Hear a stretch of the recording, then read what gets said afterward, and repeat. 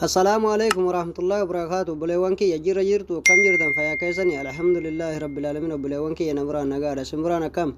Buleewwan kiyya harallee appilikeeshina zeenii firii akka ajaa'ibatti isinii dalaguun isinii qabadhee dhufe. Buleewwan kiyya warroonni jalatti argamtan sheerii laayikii naaf gochuu hin dagatinaadha. Warroonni jadiida dhuftan subscribe gootanii maatii keenya tahuu hin dagatinaan isiniin ja'a. Ayya buleewwan kiyya aappii kana telegiraam kii keessa argattan jecha telegiraam kii jala isiniifin kaa'a jechuudha. Liinkii telegiraam kiyya viidiyoo nama isinii waraabaa jiru jala isiniifin kaa'a. Achiin seentanii buufachuu dandeessan jechuudha. Yoo qabaattanis abdeetii godhuu qofa jechuu isinirraa eegama.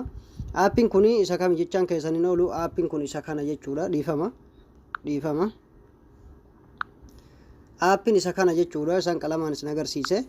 Isaaniin seena jechuudha nama duraan dursee mee YouTube seenee alaalu jechuudha. Dalaguu fi dalaguu dhabuu YouTube'ni wanni tokko appilikeeshinii asirratti dalagaa jiru hin jiru jechuudha. Akkuma asirratti agartan kana oon dalagu jechuudha. Mee saniin booda isa seenee alaalu mee nin dalasiisa jechuudha. Aappii duraan dursitanii abdeetii godhattan jechuudha.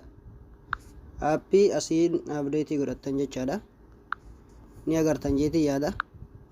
Abdeetii ni godhattan jechuudha aappiidha. Saniin booda yeroo achirratti cuqaaftan asitti dhuftanii cuqaaftan jechuudha. Eeshi buleewwan keenya abdeetii godhee waan hin jiruuf abdeetii godhuu nurraa hin barbaachisu jechuudha. Waan shabakaan dalagutti hin jirreef an abdeetii yoon godhes naan dalagu jechuudha. Saniin booda zeenii ka gubbaadhaa gubbatti dhiifattanii zeenii ka jalaadhaa jechuudha. Akkuma asirratti argaa jirtan kana jechuudha.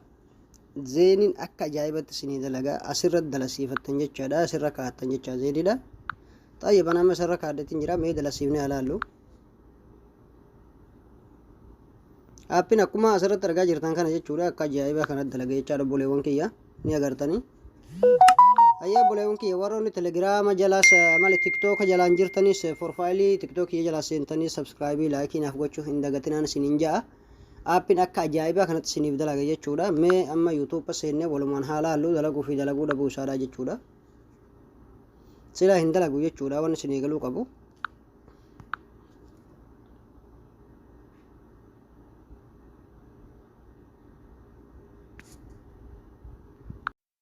Akkuma asirratti argaa jirtan kana aappiin akka ajaa'ibaa kanatti isiniif dalaga jechaadha buleewwan kiyya. Innillee inni bahu jechaadha aappiin kun wallaahi akka ajaa'ibaa kanatti isiniif dalaga.